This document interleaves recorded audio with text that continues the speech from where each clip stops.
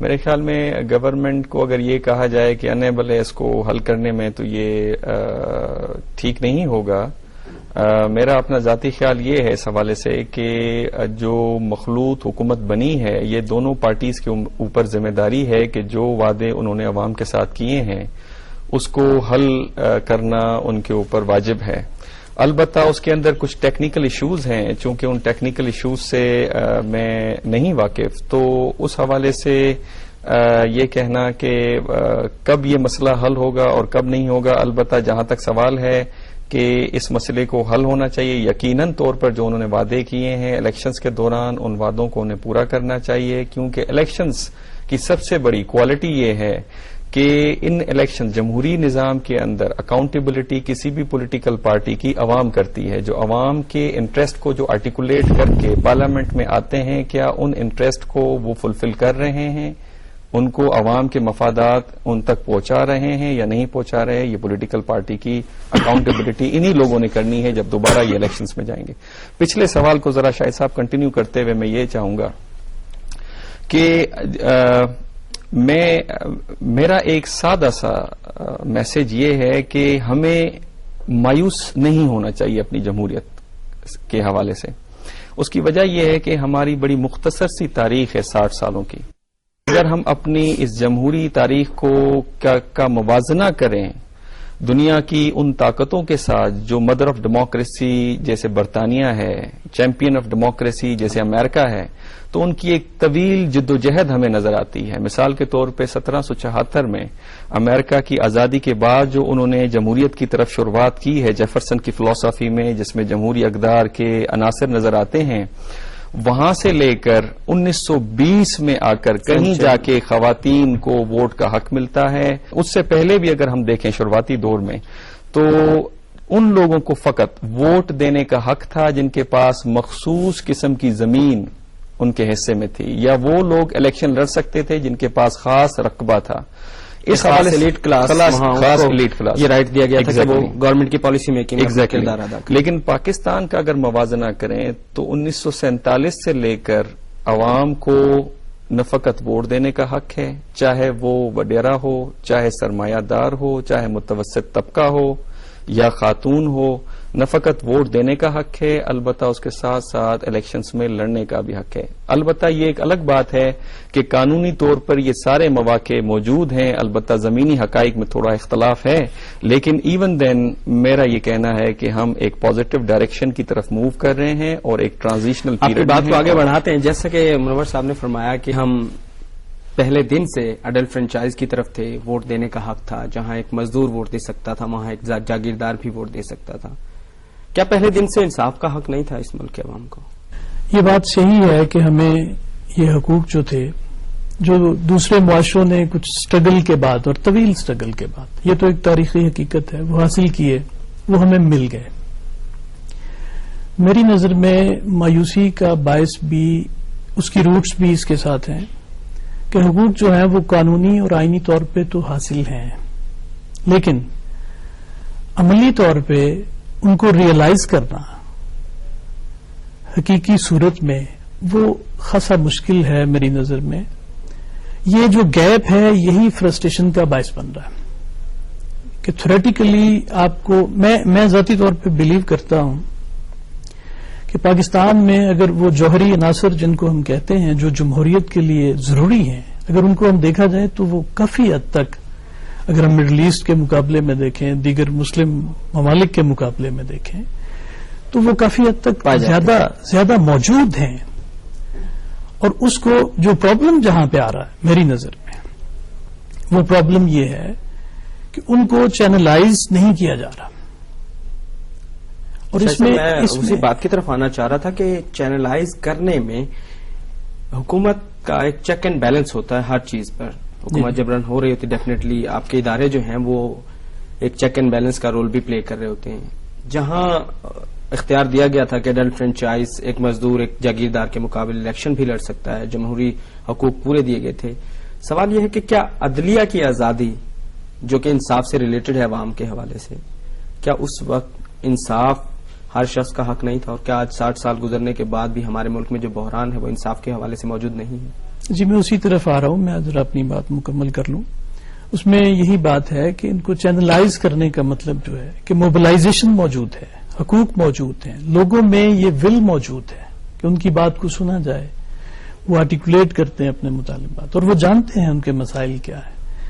تو اس کی چینلائزیشن کی صورت جو ہے، جو سب سے مروج اور عام صورت ہے، وہ یہ ہے کہ سیاسی جماعتیں آرگنائز ہوں. دیکھیں سیاسی جماعتیں جو ہیں بنیادی طور پہ یہ لنکیج پرووائڈ کرتی ہیں بٹوین اسٹیٹ اینڈ سوسائٹی. اس کے علاوہ مجھے بتائیے کہ اگر سیاسی جماعت اپنا یہ کردار ادا نہ کرے تو ایک جمہوری نظام میں خاص طور پہ جب ہم جمہوریت کی بات کرتے ہیں تو اس کو ہم اسٹیٹ کے اداروں کو معاشرے کے ساتھ، عوامی مسائل کے ساتھ کس طرح سے جوڑ سکتے ہیں. تو اس کو جوڑنے کا ایک طریقہ جو ہے وہ سیاسی جماعت ہے، اور سیاسی جماعت کا محض موجود ہونا کافی نہیں ہے. ان کا اپنی آرگنائزیشنل اسٹرینتھ کے ساتھ ایک ادارے کے طور پہ موجود ہونا اور اپنا ہوم ورک مسلسل کرتے رہنا، یہ جمہوری نظام کو چلانے کی گارنٹی کرتا ہے. یہ الگ بحث ہے کہ سیاسی جماعتیں جو ہیں وہ کیوں اس قابل نہیں ہو سکیں. اس کی بہت سی وجوہات ہیں جو کہ انٹرنل بھی ہیں، جو سیاسی جماعتوں کے اندر پائی جاتی ہیں، اور ایکسٹرنل انوائرنمنٹ میں بھی ہیں. یہ بے شک اب رہا آپ کا وہ سوال کہ عدلیہ کی جو آپ بات کر رہے ہیں، انصاف کا حق لوگوں کا، کہ کیا وہ ان کا حق نہیں تھا کہ وہ شروع سے ان کو ملتا. تو اگین میں یہی کہوں گا کہ بالکل ان کا حق تھا، اور جس طرح سے دوسرے حقوق تھیوریٹیکلی، کانسٹیٹیوشنلی اور لیگلی آن پیپر تو ان کو دیے گئے، لیکن عملی طور پہ وہ ریئلائز کم ہوئے اس کے مقابلے میں. اسی طرح سے انصاف جو ہے، اگر عدلیہ سے متعلقہ عدلیہ کے ادارے کی آپ بات کرتے ہیں تو اس کی حالت بھی انہی اداروں کی طرح اور اسی عمومی صورتحال کی مطابقت کے ساتھ چلی ہے ہمیشہ.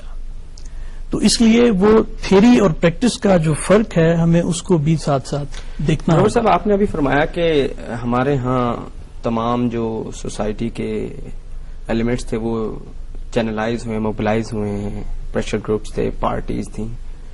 ان تمام چینلز کو موبلائز ہونے کے باوجود جو انصاف کے لیے ایک سٹرگل ہے آپ سمجھ رہے ہیں، تو وہ کیوں ناممکن نظر آ رہی ہے، کیوں ممکن نہیں ہو پا رہی جلد؟ اگر سوسائٹی ایکٹیو بھی ہو چکی ہے، انسٹیٹیوشن کے حوالے سے سٹرگل بھی کر رہی ہے، پولیٹیکل پارٹیز جیسا کہ آپ نے شاہد صاحب نے فرمایا کہ درمیان میں ایک رول پلے کرتی ہے اسٹیٹ کے درمیان اور سوسائٹی کے درمیان، وہ بھی موجود ہے. جبکہ اب جمہوری حکومتیں حکومت بھی سنبھال چکی ہیں، جمہوری پارٹیاں، تو اس کے باوجود بھی عوام کی جو خواہش ہے وہ پورا ہونے میں کیوں مشکلات ہیں؟ شاہد صاحب اس سے تو کوئی انکار نہیں ہے کہ آزاد عدلیہ سب سے اہم عنصر ہے جمہوریت کا. اور اس کی مثال یہ ہے کہ جو جمہوریت جس ڈاکٹرائن پہ بیس کرتی ہے، جسے لبرلزم کہتے ہیں، وہ لبرلزم کے دو بڑے اہم پلرز ہیں. ایک کیپٹلسٹ اکانومی جو ہارمونی آف انٹرسٹ سے نکلا ہوا ہے، آڈم سمتھ نے دیا ہوا ہے، اور دوسرا ڈاکٹرائن آف سیلویشن جو جیرمی بینتھم نے دیا ہے. ڈاکٹرائن آف سیلویشن کے اندر یہ بات کہی گئی ہے کہ میجورٹی آف دی پیپل خوشی چاہتے ہیں، ہیپینس چاہتے ہیں، اور خوشی آپ کو علم ہے کہ امن کی صورت میں حاصل ہوتی ہے. امن تب ہی معاشرے میں آتا ہے جب انصاف ہو، اور انصاف کی فراہمی آزاد عدلیہ کی ذمہ داری ہے. اگر عدلیہ آزاد نہیں ہوگی تو انصاف میسر نہیں ہوگا. اگر انصاف میسر نہیں ہوگا تو انسان امن سے نہیں رہ سکتا. امن سے نہیں رہ سکتا، اس کا مقصد جمہوریت کامیاب نہیں ہو سکتی.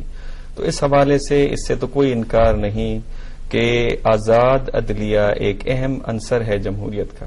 کیا موجودہ مومنٹم جو ڈیولپ ہو چکا ہے، کیا ہمیں اس سے بڑا مومنٹم چاہیے عدلیہ کو آزاد کروانے کے لیے؟ میرے خیال میں مومنٹم ٹھیک ہے، اور with the passage of time اس نے کافی سوسائٹل چینج لے کر آیا ہے. لوگوں کے اندر ایک اس نے کریج، ایک ہمت پیدا کی ہے، اور اپوزیشن کا جو رول ہے، کیونکہ یہ لوگ جمہوریت کے اندر اپوزیشن ایک نعمت سمجھی جاتی ہے، کیونکہ گورنمنٹ کے گرے ایریاز کو آئیڈینٹیفائی کرتی ہے. تو یہ گورنمنٹ کے ان گرے ایریاز کو آئیڈینٹیفائی کر رہے ہیں کہ جو وعدہ آپ لوگوں نے ہم سے کیا تھا آزاد عدلیہ کا، وہ وعدہ اب تک پورا نہیں ہو سکا. تو یہ مومنٹم آ رہا ہے، اور میں اسی کو کہتا ہوں کہ یہ ایک ٹرانزیشنل پیریڈ ہے. اس تحریک کے باعث بہت سارے ایشوز کے اوپر اویئرنیس پیدا ہوئی ہے، اور لوگوں نے آرگنائز ہونا اور اپنے انٹرسٹ کو آرٹیکولیٹ کرنا سیکھ لیا ہے اور سیکھیں گے، اور یہی جمہوریت کو آگے جا کے فروغ دے گا. شاہد صاحب کیا سمجھتے ہیں، اگر عدلیہ بحال نہیں ہو پاتی تو کیا ایک بہت بڑا سیٹ بیک نہ ہوگا جمہوریت کے حوالے سے؟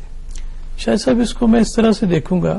اس سے پہلے ایک چھوٹی سی بات یہ کہ ادارے جو ہیں ان کو، کسی بھی ادارے کو ہم ان آئسولیشن نہیں دیکھ سکتے اس کی ڈیولپمنٹ کو. اس کو براڈر اس کے پرسپیکٹو میں پولیٹیکل کلچر کے ساتھ اور باقی اداروں کے ساتھ، اور خاص طور پہ جو اس کی ڈرائیونگ فورس ہے اس کی روشنی میں دیکھنا ہوگا. اور میں یہ سمجھتا ہوں کہ جو فنڈامنٹل بیسک ڈرائیونگ فورس ہے وہ پالیٹکس میں ہے. جو ہمارا پولیٹیکل کلچر ہوگا، جو ہماری سیاسی جماعتیں جو ہیں، وہ جو ایک کم از کم اتفاق رائے جس کو ہم کہتے ہیں منیمم کنسنسس، وہ جب ڈیولپ کریں گی وہ ان چیزوں کو چلائے گا، اور اس کے ساتھ ساتھ یہ ادارے جو ہیں وہ ڈیولپ ہوں گے. اب یہ نہیں ہو سکتا کہ عدلیہ جو ہے وہ ہماری بڑے آئیڈیل لیول پہ ان آئسولیشن بہت ڈیولپ ہو، اور ہماری سیاسی جماعتیں جو ہیں وہ بہت انڈر ڈیولپڈ ہوں. تو کیا سیاسی جماعتوں میں انصاف کے لیے عدلیہ وہ رول پلے نہیں کرے گی یا نہیں کر پائے گی؟ دیکھیں، عدلیہ ملک کا ایک سپریم ادارہ ہوتا ہے جہاں انصاف کے حوالے سے نہ صرف پارلیمنٹ بلکہ سیاسی پارٹیاں اور حکمران خود سے رجوع کرتے ہیں. تو جب ایک ادارہ آپ کا ڈیولپ ہو چکا تو ڈیفینیٹلی وہ اس کا انفلوئنس جو ہے وہ معاشرے کے